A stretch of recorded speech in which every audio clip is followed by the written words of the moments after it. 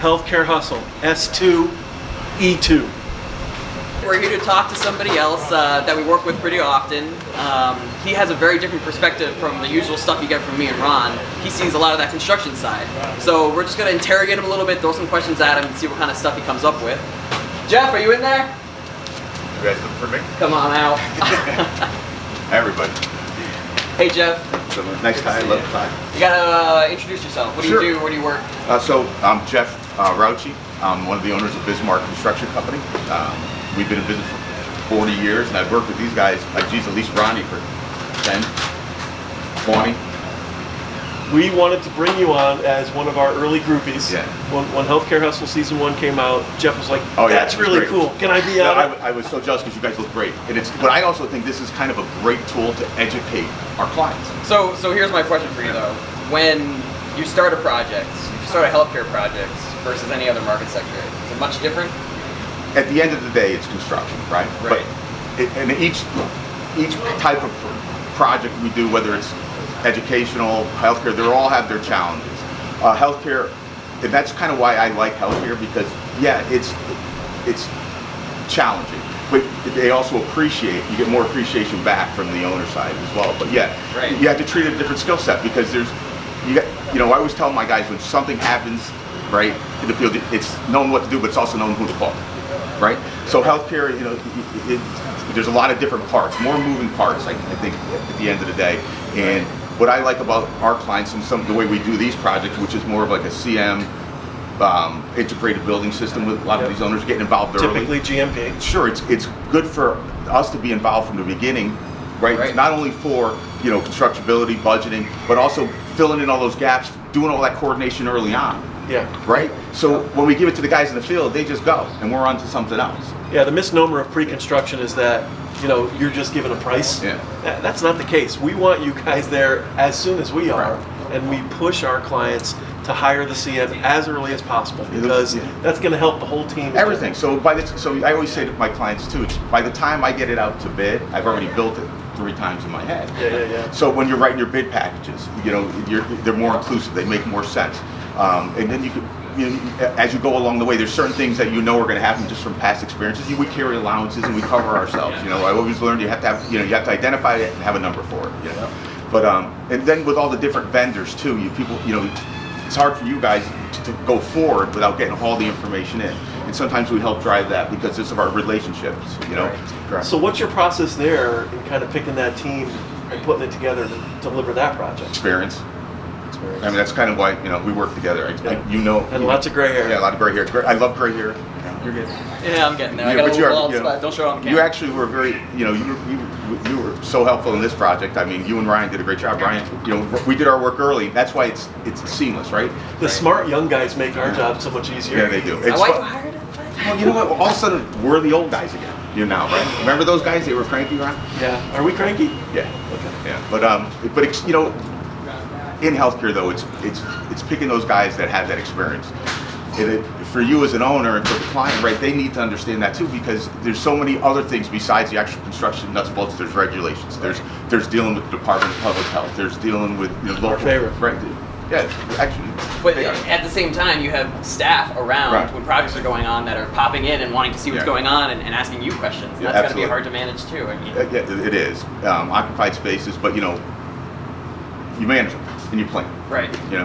Management plan. Sometimes they forget that when you put your construction sign up, this is your building. Yeah. You're responsible for the well-being of all the staff, all the patients, everything else, and it's a big responsibility. Yeah, it is. There's a lot of liabilities, but you plan. We do our pre-planning, our logistics, and we work with the security team at the hospital. They're always a very important piece to get involved early. They have their input, and that's the other thing with this, right? There's so much input from so many different people. Someone's got to gather. What do you listen to and what do you ignore? Well, that's where experience comes in, because what we do a lot, right? We identify what are those. We know what's super important, right? And we prioritize the priorities, and that's how we manage them. Right. Okay, so now you're into the project. What's some of the big issues that you usually see happening? Versus like imaging suites are pretty hard versus an emergency department. Are there any common elements that you find that you constantly come up against and is constantly a conflict? It's usually working in those adjacent spaces that are still occupied, and it's Right. planning that, right? And again, what is it? You have to look too. There's a lot of difference working in some patient rooms than working in the OR. So you got to know what's below you. And it's just from doing it for so many years, right? We carry allowances for things. We say, okay, we don't know exactly what we're doing down there, but we know from the past it's going to cost us this much, right? Because no matter how good we are, we're not going to get everything down on paper. And you can't. Which is why it's so important for the early pre-con CM stuff. Correct. So what happens a lot of times is that they won't do it that way. And some owners like to get 3 bids, hard bids, which I understand too. But there's a lot of those things that aren't caught in there. So those are things you're going to pay for later. Right. And if they're not accounted for early on, then your budget gets messed up, or you're eating up contingencies that you shouldn't have to. That's why the CM process, from experience and doing it, we plan for those things ahead of time. And then what's also good about planning ahead of time, then we present it to the security team, maybe to some of the people in the hospital. They'll put out an email, and there's a logistics plan of people. You're bringing everybody in. How does that collaboration, or what special pieces of collaboration kind of help you get through those challenges? Again, it's experience, right? So knowing who to call, right? So what a lot of times what we'll do is, people are always afraid sometimes to ask questions, and they don't know who to ask the questions to. So what we like to do is, again, if we have, how many times did we do it here? We brought the Department of Public Health here early on, got them involved, right? Then they're ownership, they're part of the team. Even with local people, right? You're going to have to deal with the fire marshal at some point. Why not bring him in, or let him be part of the team, let him make that decision, so when we go in to actually submit this, they're already familiar with it, right? Things like that. Even here, right? A lot of things here. One of the biggest things I see in the healthcare work, some of these buildings, again, maintenance is always the last place people want to spend money. So we go in there, we anticipate doing a certain project, and then we find out we're dealing with things that are legacy issues that got to be dealt with, right? That's the nice phrase. They're also called skeletons in the closet. Yeah, skeletons in the closet. Things that people know about but haven't necessarily touched in maybe 10, 15 Right, and a lot of these things end up getting put into the budget, right? Right. So getting those guys on the maintenance side, the engineering side involved early, right? IT guys involved early, right? It's getting that ownership. That's how, and then once everybody's part of the team, they know what's going on, they're more apt to help. Sometimes too much, right? I mean, there's got to be a point where we got to move forward, but it's, that's kind of what we do. We try to get everybody involved, Especially on those larger projects where there's multi-phases, multi-moves, multi-departmental impacts, as much communication, collaboration you can do.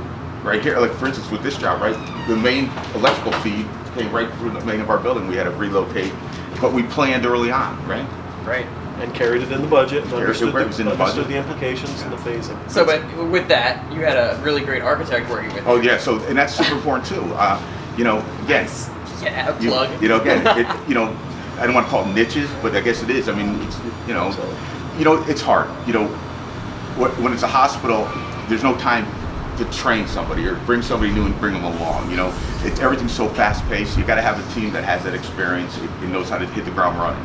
Well, Jeff, we want to thank you for your time. Awesome job. Yeah, I'm so happy to be on. That was great. You know what I mean? Make me look good. With that, how can people find out about you and Bismark? Sure. Well, you can go to our website, right? www.bismarkconstruction.com. You could actually give me a call. The best thing to do is, look up, go to our website. There's traffic there. We have a LinkedIn page, and we update that regularly. You're not making reels on Instagram or anything? Nah, okay. we're busy, but we're good. Awesome. All right. Yeah. Thanks, Jeff. Good talking to you. Thanks, guys. Thanks for having me. We'll see you guys soon. What a hoot. And we are very happy that you joined us for this important conversation. And with that, Yeah, follow us on LinkedIn, follow us on Instagram. We provide so much content. We had this great interview. We're going to do some more great interviews. There's going to be a lot of stuff coming your way, so make sure you follow.